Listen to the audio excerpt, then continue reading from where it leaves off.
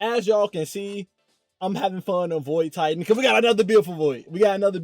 And this build is Unga Bunga, but it's very fun. Now, some of y'all probably like, what's Unga Bunga? Unga Bunga is something I say whenever it's a build where you just turn your brain off and you just go in and just start swinging on people. That's my definition of Unga Bunga. It's like a caveman with a club. Unga Bunga. You know what I'm saying? So in this build, we are utilizing a glaive, and the exotic we are using is Vescalibur with the glaive, and the exotic arm piece we're using is Worm God Caress, because every time you get a melee kill and increases our melee damage, the maxed out give us 400 increased melee damage and increase our weapon damage by 30%, I believe, 35%.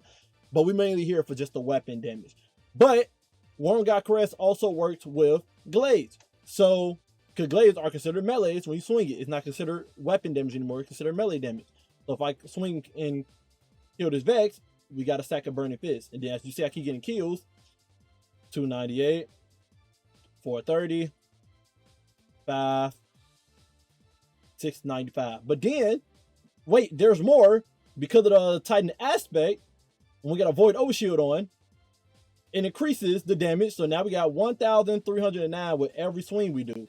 So not only is the weapon itself do more damage when you got a Void Overshield, increasing the damage by 20%, Titan's making that when you got a Void Overshield on, increase your melee by 160%.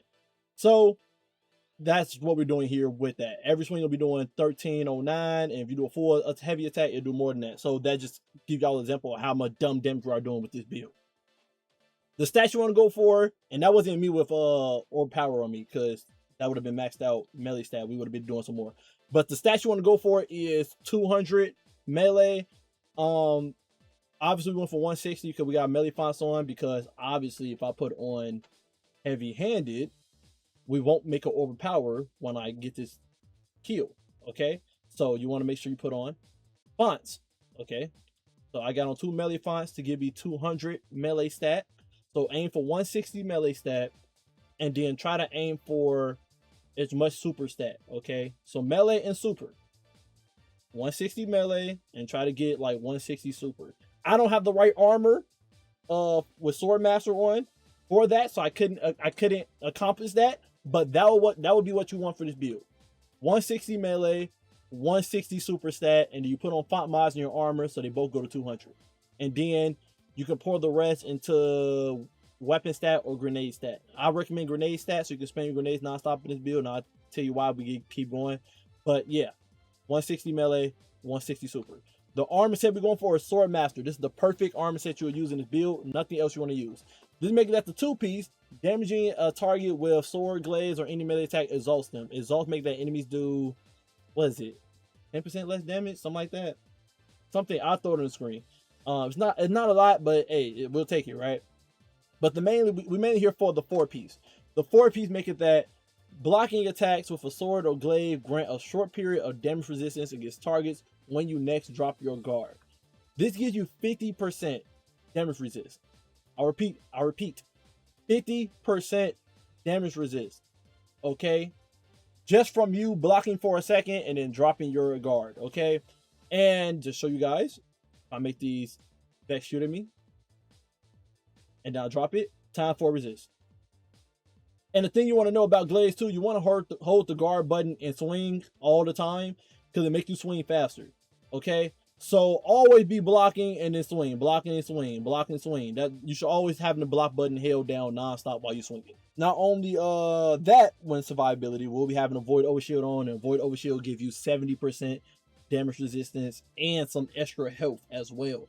So you're gonna have both of those stats, 50% from this and a Void Overshield.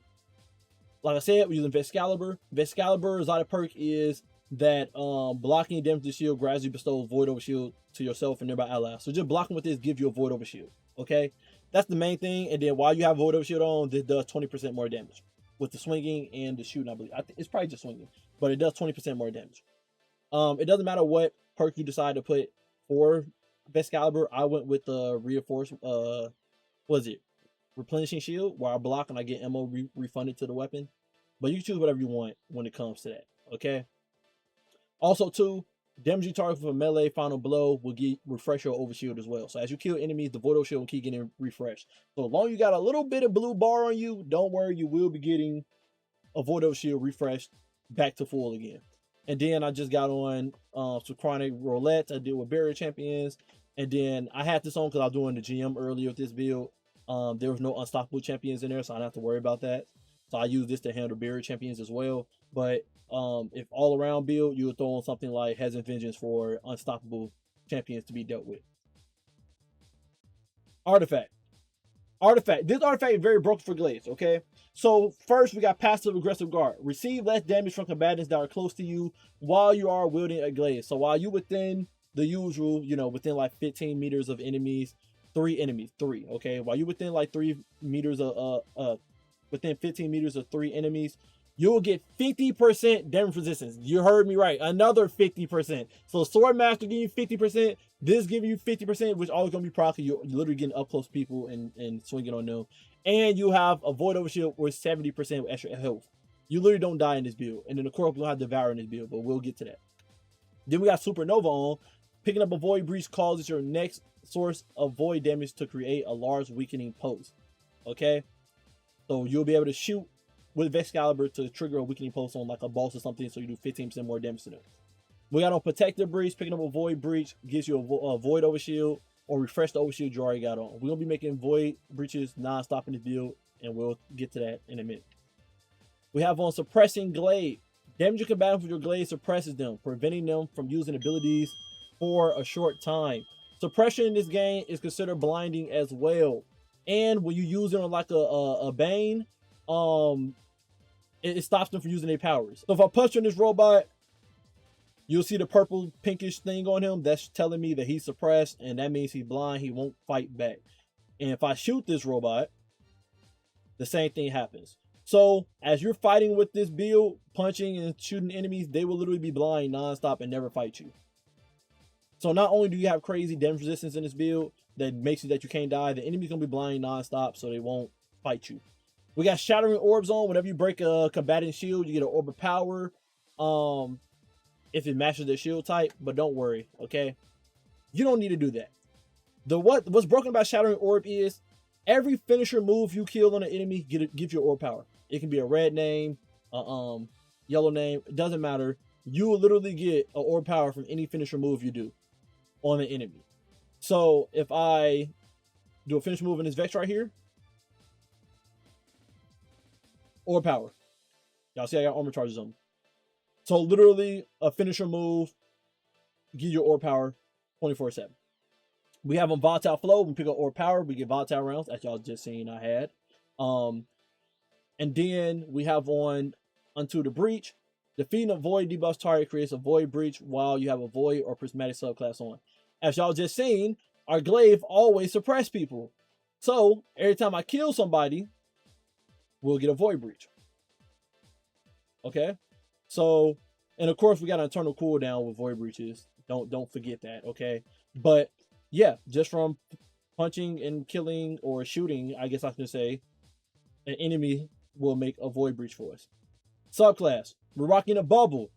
While you're inside a bubble, you get Armor of Light, which literally give you another 50% damage resist, I believe. 40% or 50% damage resist inside the bubble, making it more broken. But also, while you're inside Ward of Dawn bubble, it increases your melee damage even more. It increases your melee damage by 50%.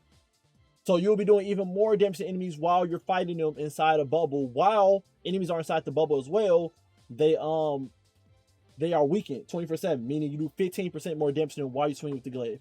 So you literally can pop a bubble on a boss, and if you got max stacks of a freaking Worm God Caress because of you swinging on enemies already, you literally can melt a boss inside a bubble just swinging on them non-stop. It's ridiculous.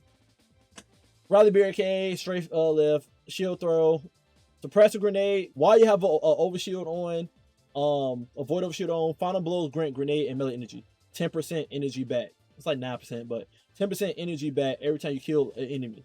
So that's how we're gonna be getting our grenade back with on top of Devour. And it's another thing, but we'll get into that in a minute too as well. And then also too, melee final blows, which a glaive is considered melees, restore a small portion of our overshield. Vescalibur already do that, so you could use a different glaive if you wanted to, but yeah, this does make it that you get more overshield on top of that, and some extended duration of the void overshield. But we're mainly using it for that increased melee damage, 160% extra melee damage while we have a void overshield on. Then we have controlled demolition on, so whenever we do a volatile explosion on enemies, hit enemies with a void ability, they'll become volatile. And then if the volatile people explode, not only can that spread to other people, but we'll get health from them explosions, as long as we 40 meters within that explosion. And since this is a glaive build, we always gonna be within 40 meters of that. So this is a way to get health back without having to kill enemies with Devour. You can easily do that by spamming your grenade, so everybody always volatile. And then you can also trigger volatile by shooting somebody, something like that, and boom, you get your health back. Fragment from running is Echo Reprisal, because while we're surrounded, we'll get bonus super energy from killing enemies. You're always gonna be surrounded because we purposely getting into the fray with the glaive and punching enemies and whatnot. This helps us get the boat back quick as possible. We got on Echo of Domineering. This is just to reload our weapon. I'll be honest with you guys. This is just to reload our weapon because we always suppressing people with the glaive. So this makes it that we don't have to ever worry about reloading with the glaive. It also gives you plus 30 weapon stat. So you will be doing your max damage with the glaive on regular enemies besides the boss with shooting with it. Again, the weapon stat only contributes to the shooting of the glaive, not the melee. But yeah, it's a plus, I guess. It's a plus. We're not really worried about the suppression making void breach because of the artifact. We have on Echo Starvation, so we pick a void breach or power, which we easily do for finisher move. That means every finisher move we do, automatically gives us a chunk of health because it always make an orb power, and then that orb power gives Devour, so we get a chunk of health from doing that. So you always can do a finisher move to get Devour, or pick up a void breach to get Devour, which we're gonna make it non-stop. And then we have on Echo Exchange, melee final blows, grant grenade energy. Again, glaive melees is considered, you know, regular melee final blows. So this gives grenade energy. So without me having Devour on, as y'all can see, when I kill this goblin and throw this grenade, right? Kill this goblin for melee attack. I just got a chunk of energy. Okay, I don't have Devour on. I'm just getting chunks in melee energy, grenade energy from just melee kills. Okay, stack that with Devour, and then get a void overshield on, and as you can see, we're able to get our grenade back super quick. It's actually kind of ridiculous. Okay, 4 to 5 kills will give you a grenade back, and you can just keep spamming your grenades non-stop. Armor mods, 2 super fast, like I said, so we get as much super energy we can get, super stats we can get. Again, you want to go for 200 super stat if possible. We got on Harmonic Siphon, just so we do shoot kill people with the glaive. Again, this did not work for the melee attack. When we shoot kill people with the glaive, we can make overpower for ourselves. We got on Bolstering Detonation, so when we do grenade damage to people, we'll get some class ability energy. So whenever we do want to drop a barricade, we can. We got on melee fonts, so we get that 200 melee stat for that 30%. We got on resist mods. Again, make sure you have on melee damage resist mods. This make it that, I know it's kind of strange, the wording, but basically they make it that you take less damage to enemies whenever you are near it, whenever you are 5 meters near an enemy. So this works for any damage, by the way. So as long as the enemy is within 5 meters of you, you take 15% less damage, and that stacks better with the resist mods, because if you put multiple resist mods on, it's diminishing returns. So always have a melee resist mod in this build because you are using a glaive, and then whatever element you're dealing with in that mission. We got on Strand Weapon Surge, just to make it that my Strand primary weapon do more damage. So if I am using it to take out barrier champions, I can do that easily.